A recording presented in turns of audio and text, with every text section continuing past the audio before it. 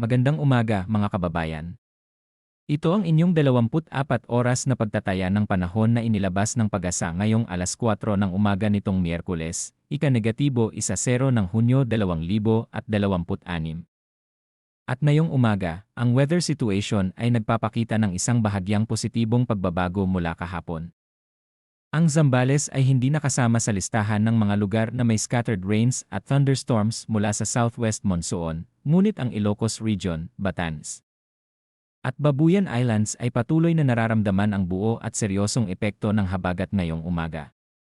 Simulan natin sa sinopsis ng ating panahon ngayong umaga. Ang southwest monsoon o habagat ay patuloy na nakakaapekto sa kanlurang bahagi ng northern Luzon ngayong umaga. Ang coverage ay bahagyang lumiitin mula kahapon, ngunit ang intensity ng habagat sa mga lugar na apektado nito ay nananatiling seryoso.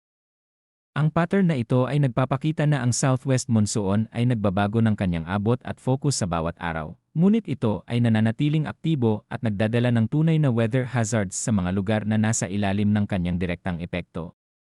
Pag-usapan natin ang forecast weather conditions para sa bawat bahagi ng ating bansa ngayong umaga. Para sa Ilocos Region, Batanes, at Babuyan Islands, ang mga lugar na ito ay patuloy na nakakaranas ng maulap na kalangitan na may nakakalat na ulan at mga kulog-kidlat dahil sa southwest monsoon. Ang posibilidad ng flash floods at landslides ay nananatiling banta dahil sa katamtaman hanggang minsan ay malakas na ulan.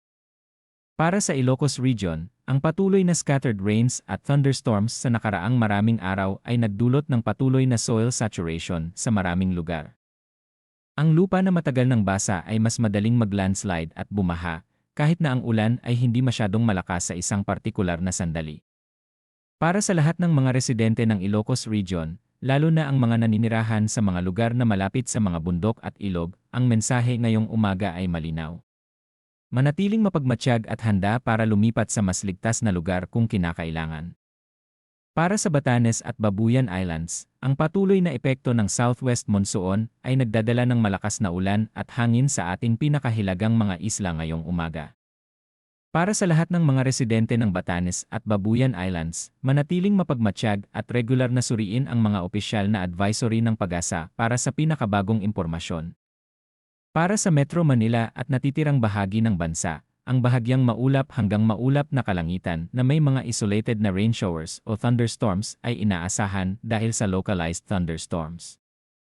Ang posibilidad ng flash floods at landslides ay nananatiling banta sa panahon ng matinding kulog-kidlat, lalo na sa mga lugar na may mahinang drainage at sa mga komunidad na malapit sa mga ilog at bundok.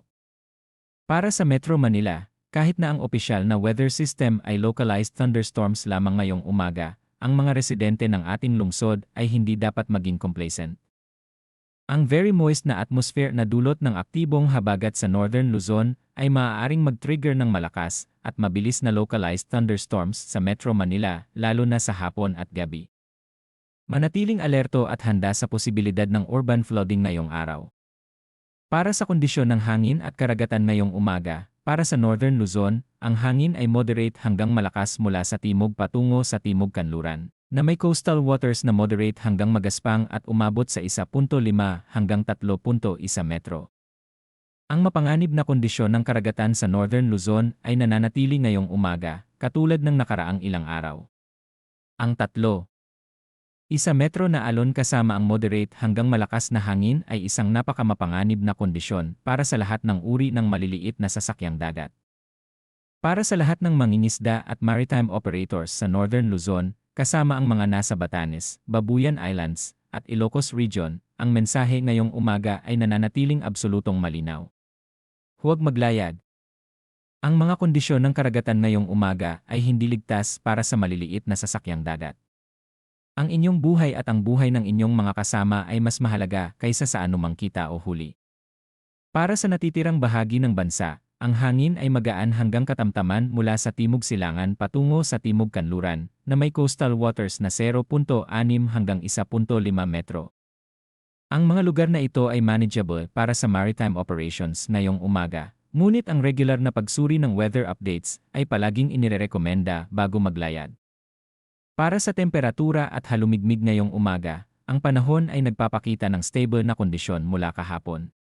Ang pinakamababang temperatura ay 27.7 degrees Celsius na naitala ngayong alas 6:30 ng umaga at ang pinakamataas ay 32.4 degrees Celsius na naitala kahapon ng alas 3 ng hapon.